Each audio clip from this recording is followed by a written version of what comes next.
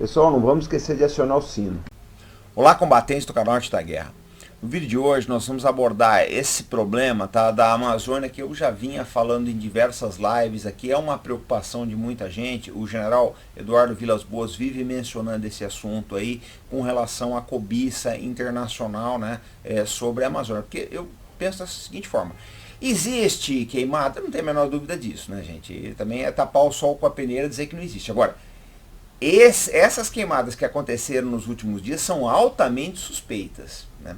É muito suspeito que num dia, né, numa época em que o mundo todo se volta os olhos para essa questão amazônica, apareça uma queimada de proporções continentais, como foi essa que teve essa semana, que escureceu São Paulo. Então eu acho tudo isso meio suspeito, meio complicado.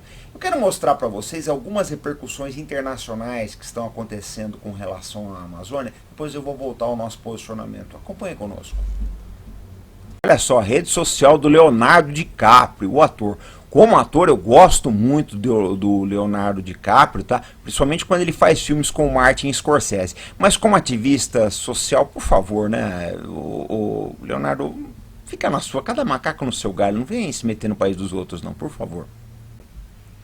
Bom, esse aí é da rede social do Emmanuel Macron, né? Então ele está dizendo que nossa casa está queimando, literalmente. A floresta amazônica, os pulmões que produzem 20% do oxigênio do nosso planeta, está em chamas. É uma crise internacional. Membros da cimeira do G7, vamos discutir esta primeira ordem de emergência em 2 dias. Eu considero, se isso daí não for intromissão à soberania, eu não sei o que é, mas vamos olhar, tem mais coisa. Tem outra aqui. Papa pede ajuda de líderes mundiais para salvar a Amazônia da destruição de Bolsonaro. Por favor, gente, né? É muito difícil jogar. O governo Bolsonaro tem 8 meses, é difícil jogar algumas coisas na conta deles. Tá? Muita coisa está acontecendo no Brasil hoje, é coisa de décadas. Então não é em 8 meses que você vai consertar um país. Por favor, não vamos ofender a inteligência do assinante, né? Essa aqui é a mais engraçada, né? Eu deixei para o final porque é realmente engraçado. Cristiano Ronaldo usou uma foto, né, de um incêndio que aconteceu no Rio Grande do Sul para falar das queimadas da Amazônia. Bom, gente, eu vejo da seguinte forma, né? Se tem coisa mais caricata do que, sabe, essas declarações de gente que não é do meio, principalmente jogador de futebol, eu achei meio complicado. É de fora, tá em outro país, faz uma outra coisa que não tem nada a ver com o Brasil. Aí usa a foto errada, querer aparecer de uma forma assim, gratuita, sabe? Não ajuda realmente. Essa eu achei, de todas as ridículas, essa daí se tivesse um troféu ia ganhar. Bom, vocês viram as repercussões aí, né?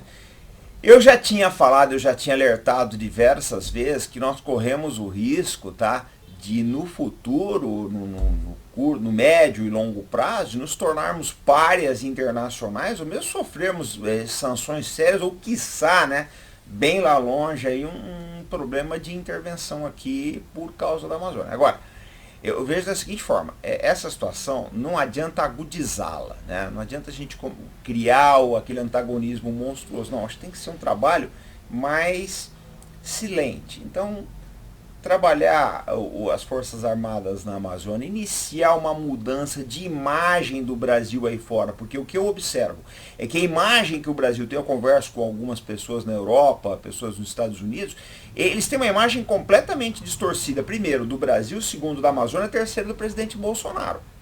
Tá? Eles colocam aí como se fosse um monstro, um fascista, e nós que moramos aqui sabemos que não é nada disso, gente. Tá? A gente sabe que as coisas não são exatamente assim. Agora, com essa imprensa que nós temos aqui, que eu chamo de imprensa Quisling, tá? Quisling, que eles fazem o possível para vender uma péssima imagem do país aqui fora. Eu sempre conto essa história, vou contar de novo, quem não gostar, paciência. Eu conversei com uma senhora alemã outro dia, ela já tem muito tempo, ela já ter falecido, tinha seus 70 e pouco, 80 anos por aí, e ela falava: eu não consigo entender como vocês se comprazem tanto em falar mal do próprio país, gente. Então, eu acho que muitos órgãos de imprensa, tá? E quando eu falo isso, é a grande imprensa, estão colaborando para denegrir a imagem do Brasil ali fora. Então, o que nós podemos fazer como cidadãos? Aí vem a nossa parte agora, né? Primeiro, pressionar os congressistas.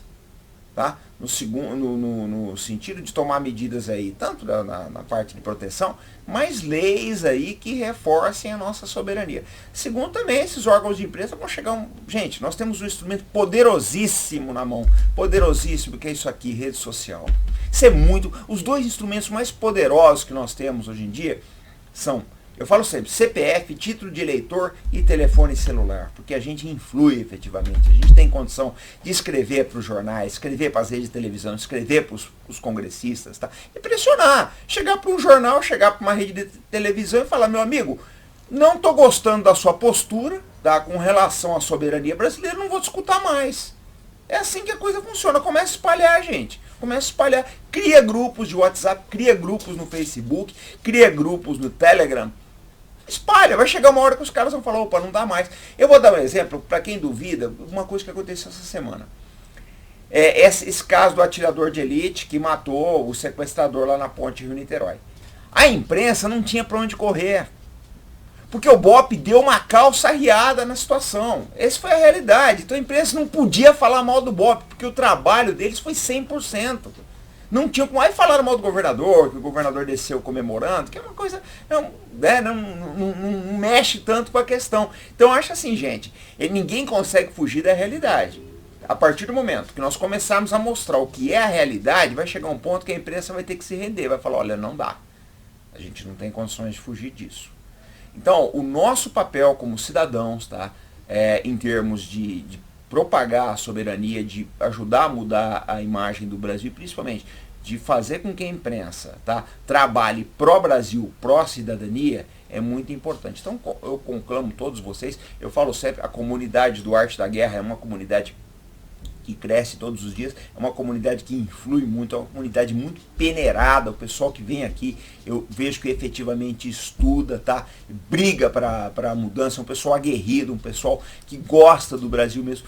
Vamos fazer a nossa parte, eu conto com vocês. Tudo que a gente puder fazer aqui no canal, tá, em termos de temas brasileiros, em termos de defender a soberania, a cidadania, tá? Uma posição melhor no Brasil do mundo, uma posição que nós merecemos, nós vamos fazer. Estou muito preocupado efetivamente com essas injunções internacionais contra o Brasil. Acho que está se orquestrando, tá? Se orquestrando um trabalho aí fora, tá?